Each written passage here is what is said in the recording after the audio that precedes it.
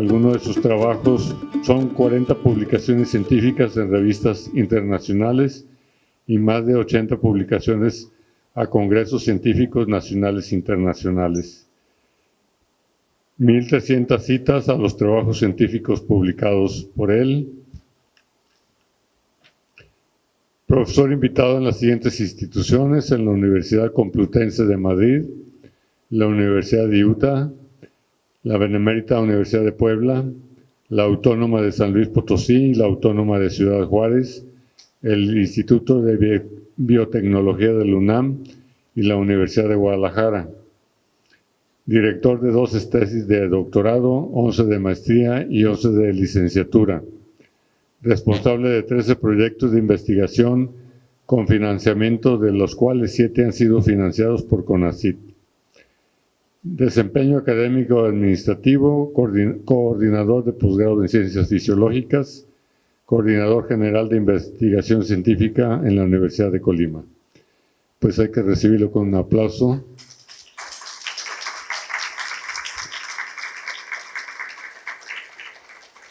Y pues le paso el micrófono y les deja con su participación.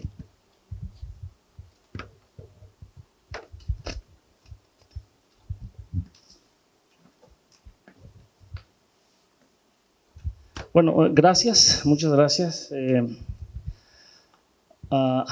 Gracias primero a la Academia por la invitación, que con todo gusto he aceptado.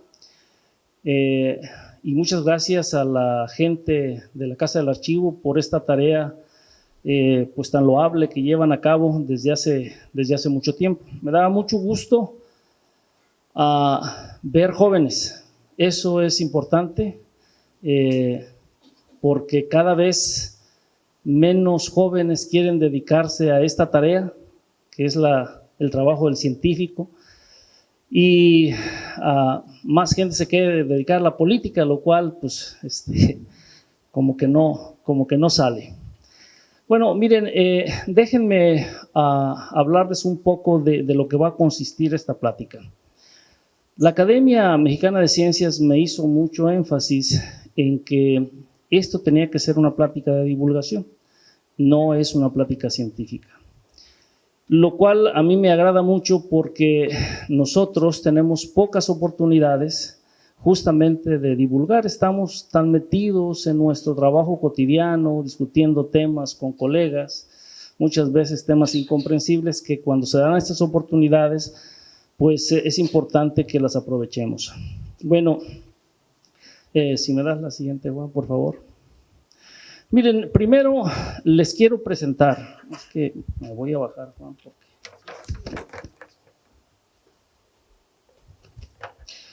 estos datos que ustedes ven aquí corresponden a datos de esta página auspiciada por la Organización Mundial de la Salud. Son datos del 2018, que es el último año completo donde se validaron. Y como pueden ver, la Organización Mundial de la Salud pues viene haciendo pues este tipo de estadísticas durante hace muchos años de las diferentes incidencias, de las diferentes patologías y problemas que hay en el mundo de salud. Aquí ustedes tienen específicamente para cáncer lo que sucede en México. Estos son datos de México. Y aquí pueden ver que los 2 cánceres de mayor incidencia en nuestro país es el de próstata en primer lugar, y segundo lugar es el cáncer de mama. Otra de las cosas que podemos ver en este mapita de colores es que México está coloreado con un color no tan oscuro. Eso significa que no es uno de los países donde hay mayor incidencia de cáncer. Es un país, digamos, de una incidencia promedio o media. Vean ustedes, nuestros vecinos del norte están bien azules, ellos sí tienen una alta incidencia. Sin embargo, hago énfasis en esto por el siguiente dato que les voy a presentar. Gracias. Y es este dato. Específicamente quiero que vean esto. porque esto es en Estados Unidos, eso que vieron ustedes bien azul ahí. Ven ustedes, estos datos corresponden desde 2010 y hay una proyección incluso hasta 2020, claro que los últimos datos fueron aquí, pero esta es una proyección. Entonces, ¿qué es lo que esperan en Estados Unidos de acuerdo con el crecimiento que tienen del número de casos anuales? Es que haya un aumento progresivo, ven ustedes, va incrementándose año con año. Y ellos esperan que para el año próximo tener 630,000 casos de cáncer, solo en Estados Unidos, solo en Estados Unidos. Pero afortunadamente para ellos, y esto es un reflejo del resto de los países desarrollados, tienen este otro comportamiento, estos puntos en azul, esta línea en azul. Y esta línea en azul, ¿sí?, nos habla de la mortalidad, o sea, cuántas personas que van a tener cáncer se van a morir o cuántas se murieron en este periodo. Y como ustedes pueden ver, la mortalidad, a pesar de que se va incrementando el número de casos, está disminuyendo para Estados Unidos. ¿Qué quiere decir esto? Que están haciendo las cosas relativamente bien. ¿Y esto qué implica? Bueno, tener un buen sistema de salud, detección a tiempo de los casos, terapias adecuadas y demás. Ahora les voy a mostrar, si me da la siguiente, Juan, lo que pasa en nuestro país. Este es un trabajo, el último que pude encontrar, es de 2017, y también es una proyección. Y quiero que vean ustedes, esto, ¿sí?, es el caso de mujeres, esto es mortalidad, ojo lo que acabamos de ver, mortalidad, y vean ustedes qué ocurre. En cáncer de mama nada más, en todos hay un incremento o se prevé un incremento, pero en el de mama, en el caso de los cánceres de mujer, estamos previendo que hay un incremento progresivo.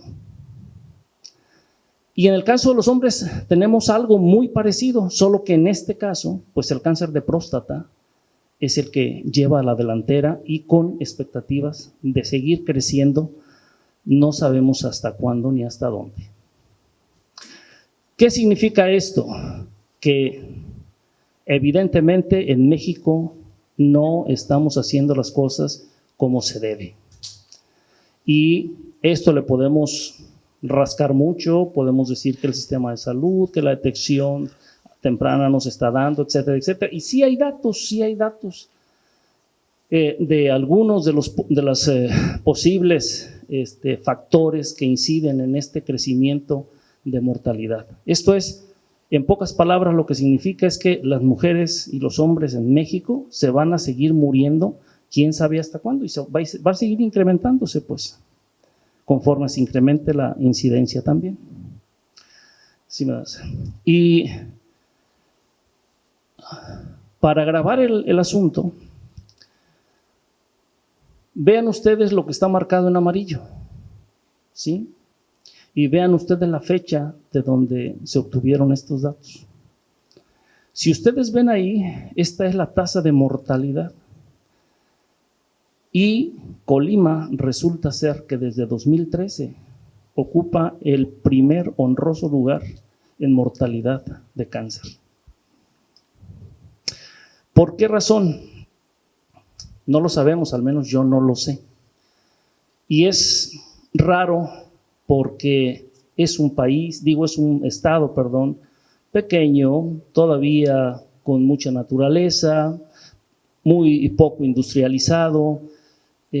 No entiendo a qué factor está influyendo aquí para que estemos ocupando los primeros lugares. Y este dato se repite con los pocos estadísticas que hay porque no nos gusta, a nuestros gobiernos no les gusta hacer este tipo de estudios y ver qué está pasando.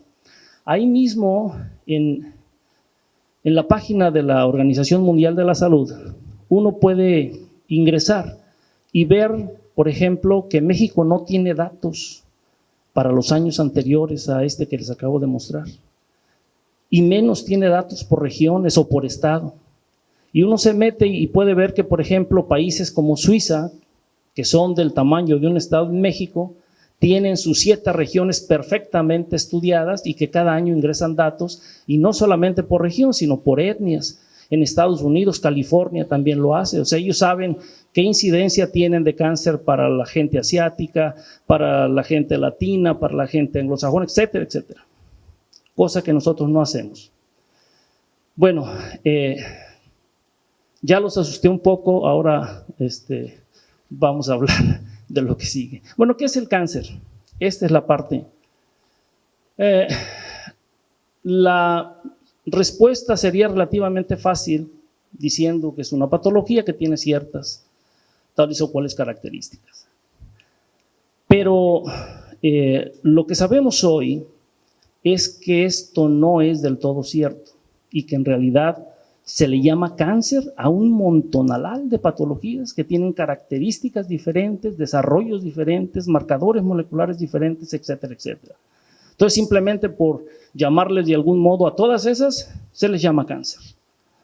Y esto dificulta mucho pues el poder combatirlo de manera frontal. Así que, si me da la siguiente. Miren, este es un pequeño video que quiero que lo vean con calma. Dura muy poquito, pero esta es la base y es digamos, la característica común que tienen todos los tipos de cáncer o a todas esas patologías que le llamamos cáncer. ¿Y qué es la división celular descontrolada? Ahí se está dividiendo una célula. Y esto en alguna etapa de la vida, pues es muy importante porque justamente en este proceso de división continua que tienen las células una vez que un óvulo ha sido fecundado por un espermatozoide, pues lleva a la formación de un individuo entero, completo, con todos sus órganos y con todas sus características. Sin embargo, ya le paramos y le damos al siguiente. Sin embargo,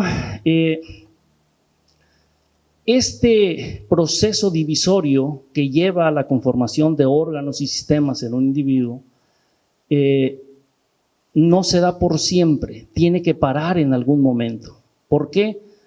Pues porque imagínense si este proceso no parara nunca, pues seríamos individuos no sé de qué tamaño. O sea, nuestro cerebro tiene determinada capacidad y un número finito de neuronas y así tiene que darse nuestro corazón igual, nuestro hígado y todos los órganos, ¿sí? Salvo algunos en particular, aquellos que son de recambio como los epitelios, la piel, los intestinos, las células que están expuestas y que van muriendo justamente por la interacción con el medio son las que se van recambiando de manera controlada. Y bueno, esto a lo que le llamamos originalmente las primeras células de esas divisiones en los embriones son las famosas células madre. En realidad son células multipotentes, ¿sí? O totipotentes. ¿Qué significa esto? Que estas células tienen la capacidad de poder diferenciarse en cualquier tipo celular, ¿sí? En músculo, en una neurona, en célula nerviosa, en células cardíacas, en células de hígado, etc. Sin embargo, esta totipotencialidad de estas células se va perdiendo poco a poco. Y hasta que llegamos a un punto, en todos los tejidos de los individuos sanos hay este tipo de células, pero ya no son totipotentes, sino solamente son pluripotentes, o sea, son capaces de generar células de aquellos tejidos que van a reemplazar, ¿sí? Ya no tienen capacidad de generar cualquier tipo de célula. Bueno, en fin, ¿me das la siguiente? Ahora, para que podamos entender un poquito más a fondo esto de la división celular y lo que tiene que ver con el cáncer, los científicos nos gusta esquematizar todo, ¿sí? Y caracterizar cada uno de las características que este proceso tiene. Aquí les muestro yo lo que le llamamos un ciclo celular. Esto es, aquí es donde normalmente una célula somática se encuentra, esto es una neurona, un músculo, lo que sea. Aquí está en fase G1, algunos les gusta llamar G0. Si esta célula recibe un estímulo, ¿sí?, entonces va a progresar a esta otra fase del ciclo celular, que es la fase S, donde el ADN de esa célula, esto es lo que el material genético, ahorita vamos a hablar de él, se replica, ¿sí? Hace una copia idéntica de todo el material genético que tiene la célula. Y luego aquí en la fase G2 se prepara, ¿sí?, con otra serie de elementos para poder luego llegar a esta fase que se conoce como M, que es donde la célula ya, como ustedes vieron en el video previo, se divide. Y la división que implica, pues que se divide el contenido de esa célula y se divide también el material genético, se reparte de manera equitativa a lo que se conoce como las dos células hijas. Bueno, pero las células, aunque en un principio se veían simplemente como bolsitas raras que había en los diferentes tejidos, hoy sabemos que son extremadamente complicadas en su estructura y función.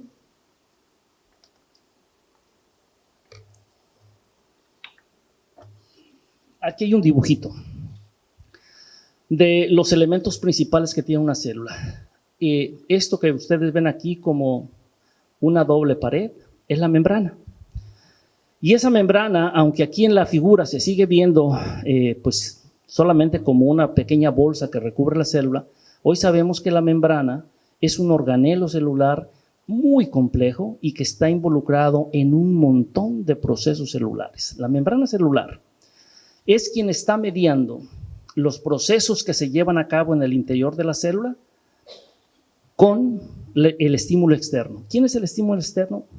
Puede ser lo que físico, por ejemplo, puede ser luz en el caso de la retina, puede ser un estímulo mecánico, o puede ser una hormona, o puede ser un neurotransmisor, ¿sí? Puede ser un montón de cosas.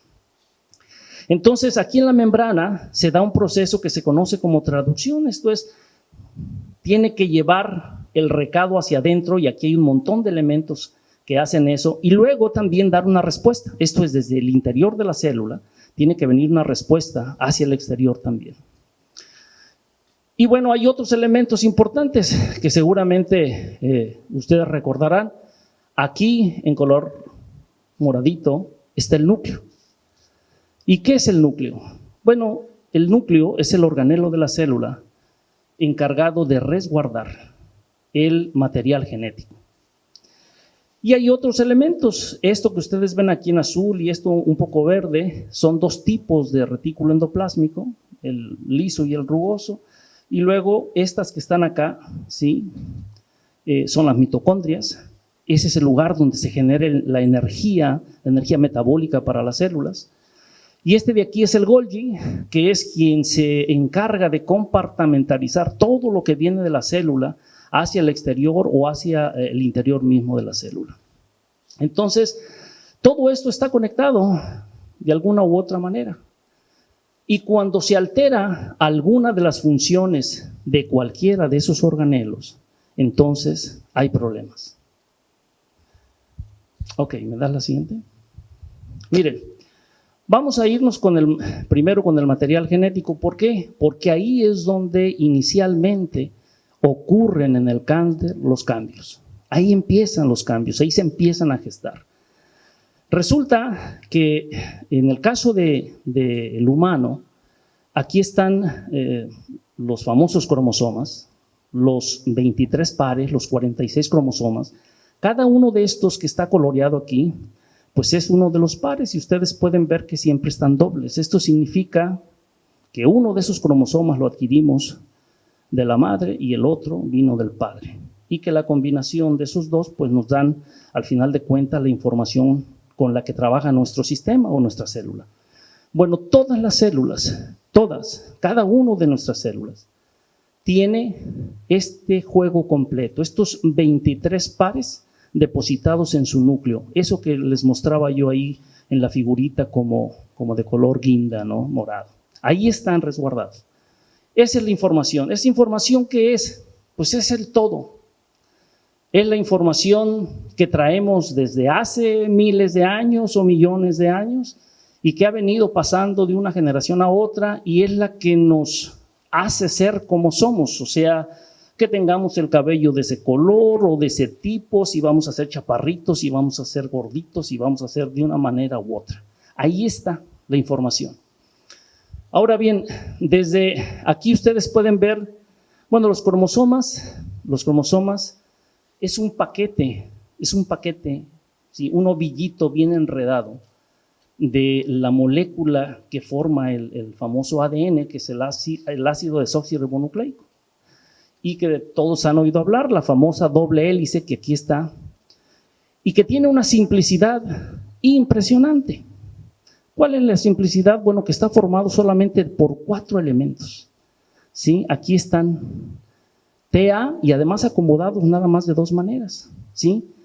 Estas se conocen como bases nitrogenadas, son un tipo de molécula, ¿sí? La timina con la adenina siempre tienen que ir así y la citosina con la guanina. Bueno, este acomodo a lo largo de toda una hebra que constituye un cromosoma desenredado enorme, ¿sí? Es donde está contenida esa información genética.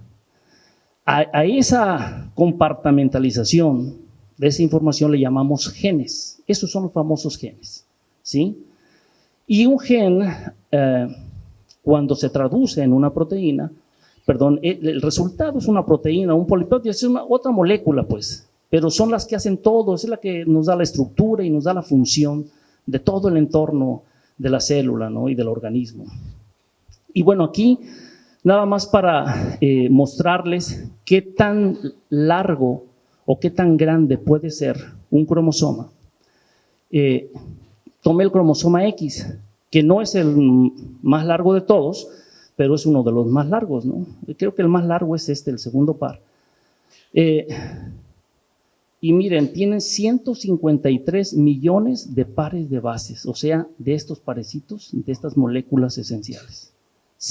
Uno solo, o sea, el puro cromosoma X, del que las mujeres portan 2 y que los hombres, pues portamos un enano, que es el X, el Y, perdón, aquí está, miren. Nada tiene que ver con el robusto cromosoma X de las mujeres, que además lo tienen de a doble. Yo creo que por eso son más inteligentes que nosotros. Bueno, ¿me das la siguiente?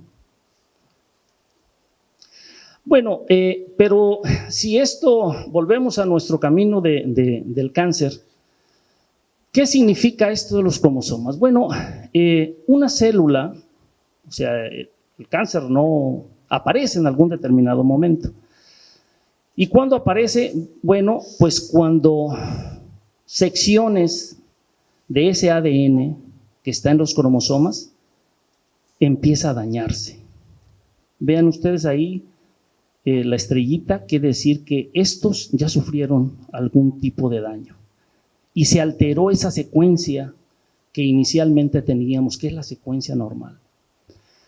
Y si se altera, entonces es probable que empiecen a despertar esto que se le ha llamado los oncogenes. Se han identificado ya un montón de oncogenes. Esto es genes que son genes que ocupamos para un montón de cosas. La célula los ocupa para hacer muchas cosas.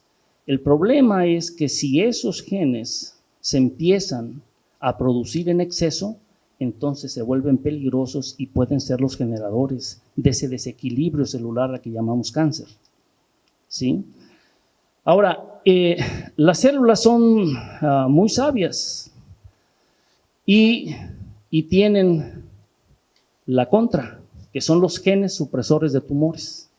Estos son otros genes que producen ciertos elementos que lo que hacen es estar revisando todo el tiempo. Si hay un daño en el ADN, van y lo reparan, ¿sí? Si ven que una célula, en lugar de estar en la fase G0 que debe de estar, quiere empezar a duplicarse, van y lo paran. Y esto es un trabajo que al final de cuentas parece ser un balance entre la actividad de estos oncogenes, que son los que les gusta meter el acelerador, ¿sí? Aquí con el carrito, y los supresores de tumores, que son los que le meten el freno al carrito desbocado. El problema es que si esta balanza se desequilibra y empiezan a producirse más oncogenes por alteraciones en ese material genético, entonces ya no vamos a poder parar el carrito y este proceso de multiplicación celular se vuelve constante.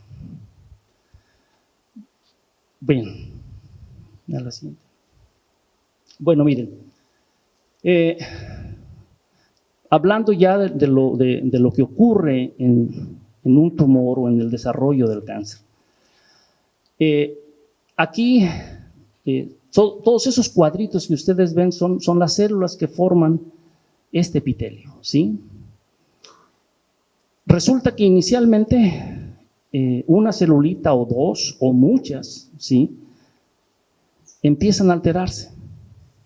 Y empiezan a alterarse, ¿por qué? Por eso que acabamos de hablar, porque hay daño en el ADN que tienen estas células. Y esto hace que inicialmente estas células empiecen a dividirse y empiezan a crear una masa celular, ¿sí? En lugar de tener una sola célula, ahora tenemos de esa 20, 100, 1000 células. Ahora, a esto se le llama hiperplasia, y se le llama hiperplasia porque a pesar de que nosotros vemos que ahí haya un crecimiento anormal, es una división anormal de las células estas todavía no cambian totalmente la forma, porque en el caso del cáncer es importante mencionar que una forma desde hace mucho que utilizan los patólogos para poder ver si hay un proceso canceroso o no, es cuando las células cambian su morfología, se vuelven diferentes al tejido normal que las contiene. Aquí todavía no hay una normalidad tan radical.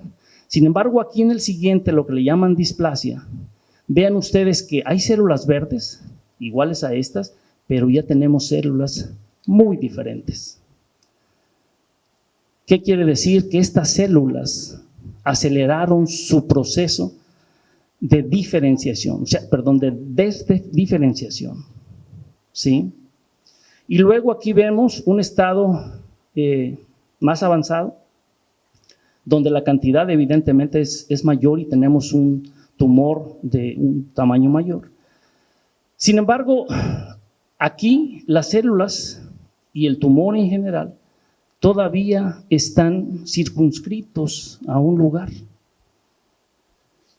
En este otro estadio, vean ustedes cómo estas células, con la mayor desdiferenciación, con el mayor cambio, se le salen de control a este tumor localizado y empiezan a invadir un tejido primero cercano. Y si logran llegar a un vaso sanguíneo, pasan a través de él y esto, ¿dónde vaya a terminar? Es en cerebro, en pulmón, en otro órgano lejano. A eso es a lo que le llaman los oncólogos la metástasis. Esto es, el cáncer empieza a implantarse y a generarse en órganos lejanos de donde inició. La mayoría de las terapias que tenemos hasta hoy, la gran mayoría, sí, lo que le llamamos las terapias convencionales, intentan descabecharse a las células esas cancerosas, a las que se les salieron de control. Vamos y las matamos. ¿Y qué hacemos? Muchas cosas, ¿no? Desde la cirugía, la famosa quimioterapia, que en realidad pues, es la terapia farmacológica, y radioterapia, que son las tres terapias más utilizadas hoy en día. Sin embargo, hay otras que también se están implementando. La inmunoterapia, por ejemplo, que es… El año pasado salió un artículo en una de las revistas más famosas de ciencia, donde muestran el caso de una mujer con cáncer de mama triple negativo, que enseguida les voy a decir qué es, que es el más agresivo de los cánceres de mama, en un estadio avanzado, esto es con metástasis claramente demostrada, y que con el uso de esta nueva tecnología que es la inmunoterapia, lograron revertir totalmente el proceso. Esto, pues a muchos que trabajamos en esto nos tiene así de excelente, o sea, ¿cuándo vamos a poder utilizar eso, no? Y luego también están la nanotecnología que utiliza partículas, nanopartículas. La mayoría de ellas son metálicas, que lo que van a hacer, pues se unen a las células cancerosas y de manera muy selectiva, pues las matan. Al final de cuentas, todas estas teorías, todas estas terapias, lo que hacen pues es esta cosa, matar a las células cancerosas. Sin embargo, también hay el estudio y el desarrollo de otro tipo de terapias que a mí en lo particular me llama mucho la atención, porque hace totalmente lo contrario, no va y mata las células cancerosas, lo que hace es, las hace buenas, las agarra y las vuelve al camino del bien, esto es, las convierte nuevamente en células diferenciadas, ya no eres mala, ahora vente, ¿no? Y hay una serie de cosas que se hacen aquí con resultados bastante interesantes también, que yo espero que en un futuro cualquiera de estas pueda dar resultados pues muy positivos, ¿no? Ok, me da la siguiente, ¿no? Bueno, ahora les voy a hablar de cómo estas estrategias y otras más se están utilizando a nivel experimental en diferentes partes del mundo. Yo les voy a hablar enseguida del abordaje que estamos haciendo nosotros, esto es en mi laboratorio, qué es lo que estamos haciendo. Y aquí espero no cambiar el tema radicalmente. Yo durante hace muchos años tengo trabajando con un tipo de estructuras que se encuentran en las membranas de las células, que se conocen como canales iónicos.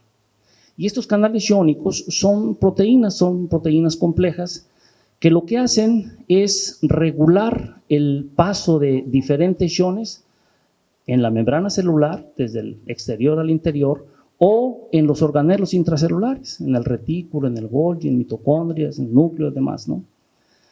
Y esos canales iónicos se encuentran en todas las células, desde las bacterias hasta las neuronas de mamífero, en todas.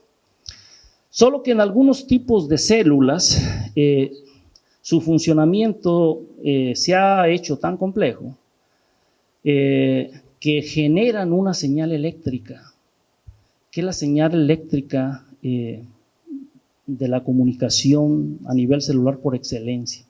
Se conoce como potencial de acción. Y solamente algunos tipos de tejidos son capaces de tener o de generar esta señal. ¿Quiénes son? Se conocen como tejidos excitables. Y son neuronas, las células nerviosas, y músculos, fundamentalmente. Esto es músculo cardíaco, músculo esquelético.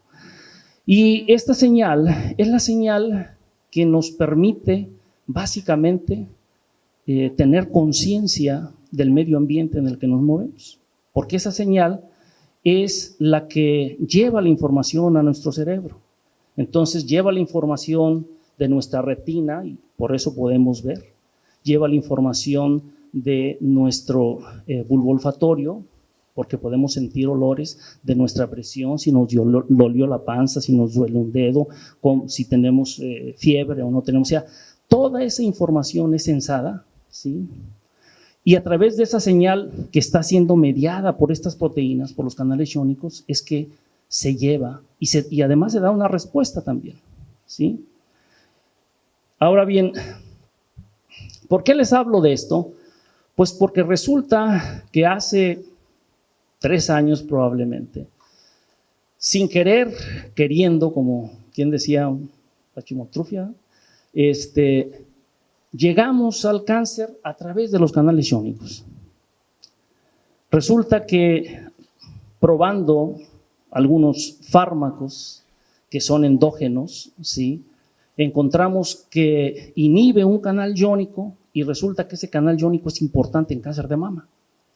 Y que cuando tú inhibes esa proteína, ¿sí?, ese canal iónico con ese fármaco, también inhibes la proliferación. el crecimiento, esa división que se da en mama. Y esto me entusiasmó y dije, a ver, vamos a poco. Y resulta que en los últimos 10 años ha habido todo un crecimiento en este campo, tomando a los canales iónicos como posibles blancos terapéuticos o como posibles mediadores en el desarrollo del cáncer.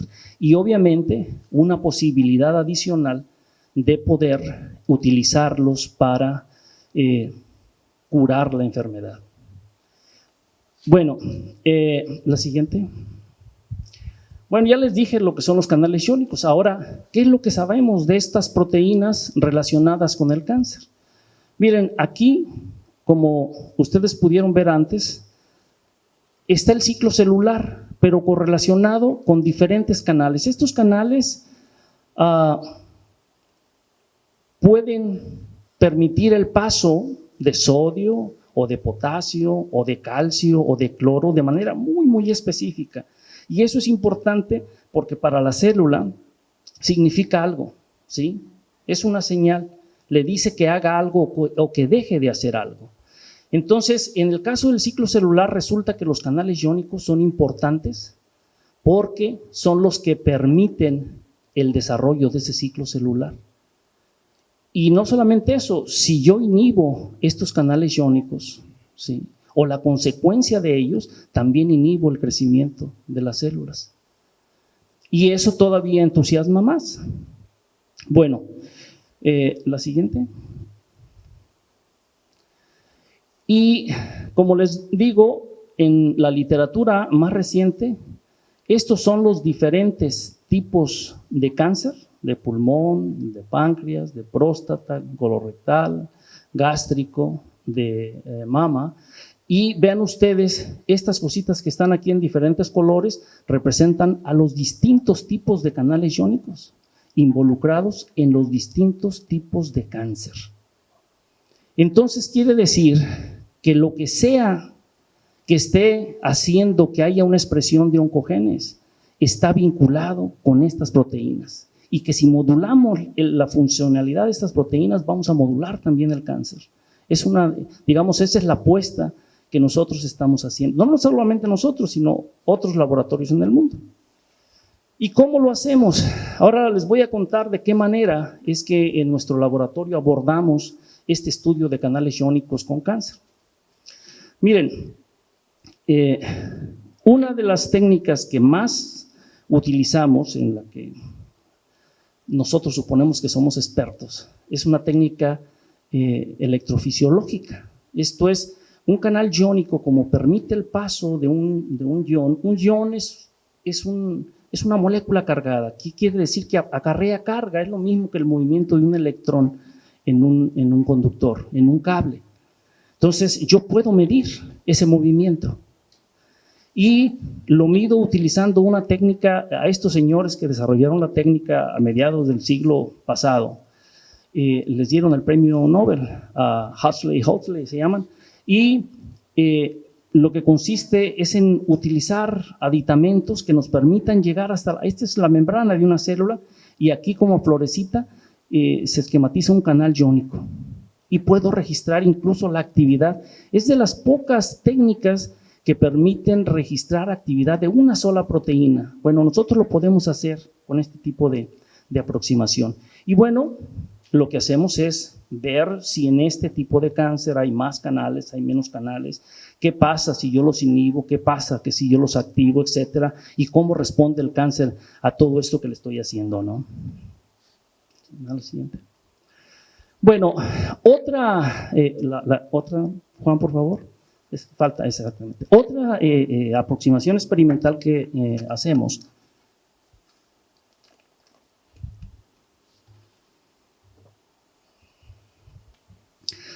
son las herramientas de biología molecular que en los últimos 20 años han generado toda una revolución en la ciencia biológica. Y en este caso,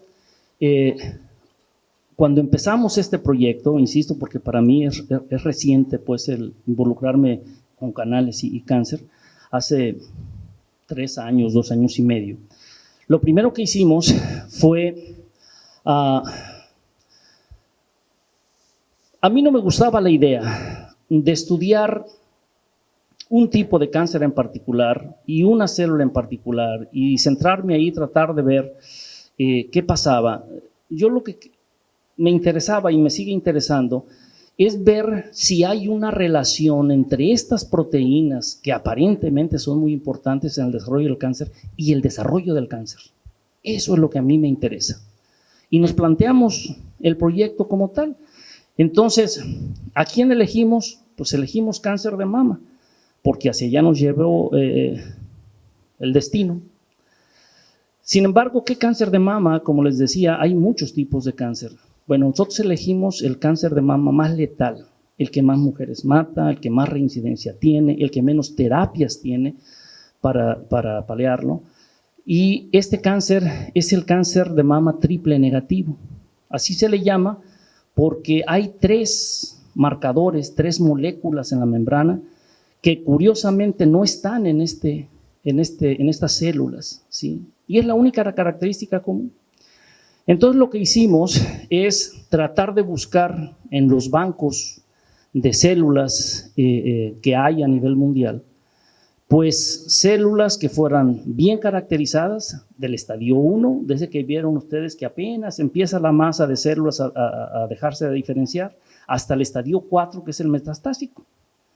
Entonces tomamos los 4 estadios, obtuvimos células no cancerosas también de mama, dijimos, ahora sí, vamos a hacer la comparación. Y el primer paso fue hacer una cuantificación de la expresión genética de esos canales iónicos, ¿sí?, en estas diferentes etapas del cáncer.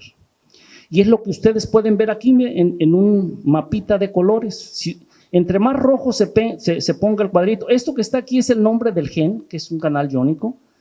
Esto que está aquí, el cuadrito, entre más rojo, quiere decir que se está expresando más, hay más cantidad de esta proteína, pero bueno, en este caso no es proteína, pues es otra molécula, es mensajero, RNA mensajero, pero no me voy a meter con ese asunto, ahorita ahí lo vamos a dejar. Y entre más azul oscuro se ponga, quiere decir que se ha dejado de expresar. En pocas palabras, lo que encontramos es una enorme cantidad de canales iónicos, unos que la célula cancerosa los quiere sobreproducir y tener con ella, ¿para qué? Para algo, y otros que no los quiere tener presente, porque no sabemos tampoco, pero no le gusta que estén presentes, y esos son los azules. Entonces, cuando hicimos ya las valoraciones, ¿sí?, en función de los controles, vean ustedes, es veces en función del control, y vean esta barrota que está aquí, este es uno de los canales. ¿Ven ustedes? Ese 500 que está acá quiere decir que esa proteína en las células cancerosas se incrementó 500 veces su presencia. O sea, la célula quiere tener esa proteína, la célula cancerosa, como de lugar. Y acá, las barras que están hacia abajo, justamente ocurre lo contrario. Por ejemplo, en este caso, en este canal, vean ustedes, lo suprimió 150 veces. O sea, no quiere tenerlo. Bueno, una vez que hicimos este primer acercamiento, lo que siguió para nosotros es elegir, ahora sí que con melón o con sandía, por cuál nos vamos a ir, porque es imposible dirigirnos a todos, ¿no? Entonces dijimos, bueno, pues es simple, vamos con los que se desregularon más a la alza y los que se desregularon más a la baja, y sobre esos estamos trabajando. Y bueno, mis alumnos en realidad son los que trabajan. Tengo 4 alumnos de doctorado que están involucrados cada uno haciendo los análisis respectivos y monitoreando todo este proceso, y otra chica más de maestría que está involucrada también con esto. Ok, ¿más el siguiente? Bueno, otra de las técnicas que tenemos que utilizar es ver ese canal, esa proteína, a dónde se va en la célula, porque los efectos no van a ser los mismos y las terapias tampoco si yo tengo esa proteína en la membrana celular, a tenerla en el interior de la célula. Ese es un órgano en algunos de los organelos, en la mitocondria, en el retículo endoplásmico, en el núcleo. Entonces, esto tenemos que abordarlo con una cosa que se llama microscopía confocal. Y estas imágenes que ustedes ven aquí tan coloridas son obtenidas con microscopía confocal. ¿Cuál es digamos, la ventaja de utilizar este tipo de microscopía? Es que, primero, nos permite seleccionar el campo visual que yo quiera tener en volumen. Creo que ya me enredé con el asunto. Cuando nosotros vemos una célula, las vemos así, en cualquier microscopio, sí, solo que sin colores, ¿no?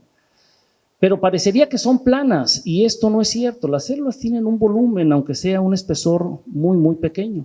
Bueno, con este microscopio yo puedo hacer cortes en ese volumen, ¿sí?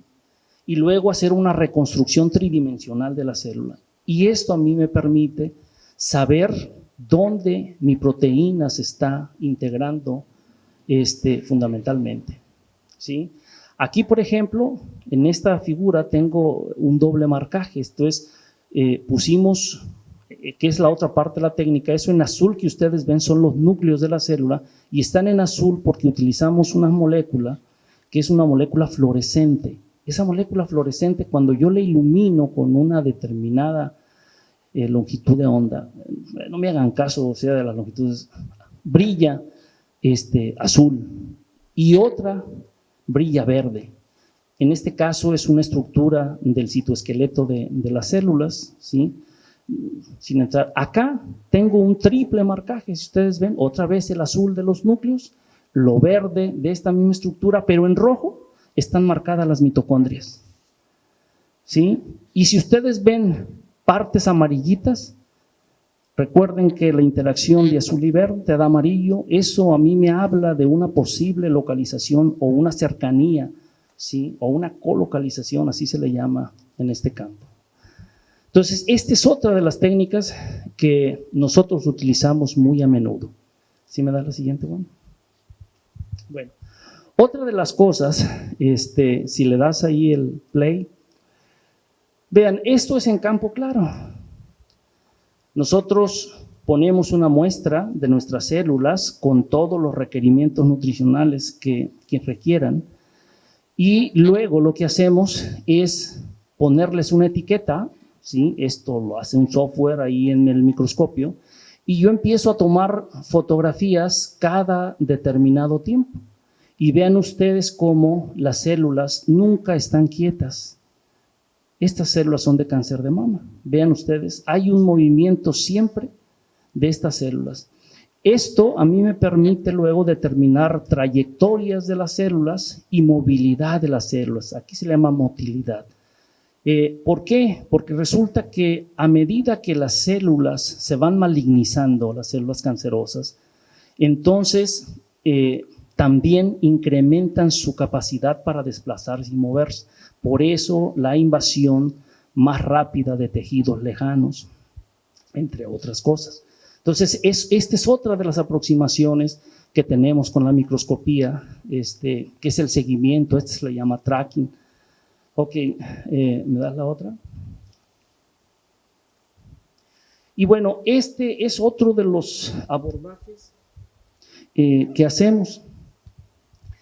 Y en este caso es medir los niveles de uno de los iones en el interior de las células.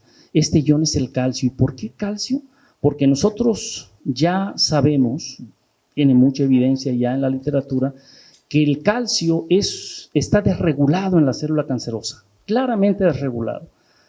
Los patrones del calcio en el interior de la célula cambian drásticamente. Y si nosotros estudiamos esos patrones, también vamos a saber qué canales que lo mueven dentro de la célula están siendo alterados, y ver si cuando yo inhibo alguno de estos canales también inhibo el proceso canceroso. Miren, esta de aquí son células de mama, son de humano, que tenemos cultivadas en el laboratorio. Vean ustedes, esta que tiene el círculo y esta otra que tiene el círculo también, son las únicas que generaron un cambio en el nivel de fluorescencia. ¿Sí lo vieron otra vez para que lo vean? Chéquenlo y esto. Las demás no se dan por enteradas. Pero estas, si le das a esta, Juan, ahora, estas son células cancerosas. Vean ustedes, parece foquito de Navidad. La intensidad y la cantidad de células que están floreciendo. La fluorescencia no es otra cosa que una medida de la cantidad de calcio que hay en el interior de esa célula y luego cómo se recaptura nuevamente. Bueno, todo esto, pues tenemos que conjuntarlo en algún momento y tratar de ver si podemos inhibir de alguna manera este proceso canceroso. Pero no solamente eso, sino que si ustedes se dan cuenta, ese nivel de desregulación que hay de estas proteínas también nos da margen, y es algo que nos tiene muy entusiasmados, en poder hacer una detección, o sea, un método, una terapia, una metodología para hacer detección temprana. Si son 500 veces que se está desregulando y yo puedo detectar eso al inicio del proceso canceroso, o sea, mucho antes que un mastógrafo o una prueba de las convencionales detecte que hay una malformación ahí, nosotros ya vamos a saber que ahí inició un proceso canceroso, o sea, una detección en el tiempo mucho más eficiente. Entonces, a eso es a lo que le estamos tirando y bueno, pues yo espero que lo logremos en algún momento. La siguiente, Juan. Bueno, este es el equipo que trabaja en mi laboratorio. Rodrigo, que alguna de las gráficas que vieron es de él, es estudiante de ahí del laboratorio. Ana Laura, Maricruz, estos chicos que están aquí fueron chicos de licenciatura que hicieron su tesis ahí conmigo, también involucrados en estos temas. Y bueno, ese es el grupo de profesores que ahí en el centro normalmente colaboramos en este tipo de proyectos. Muchas gracias por su atención.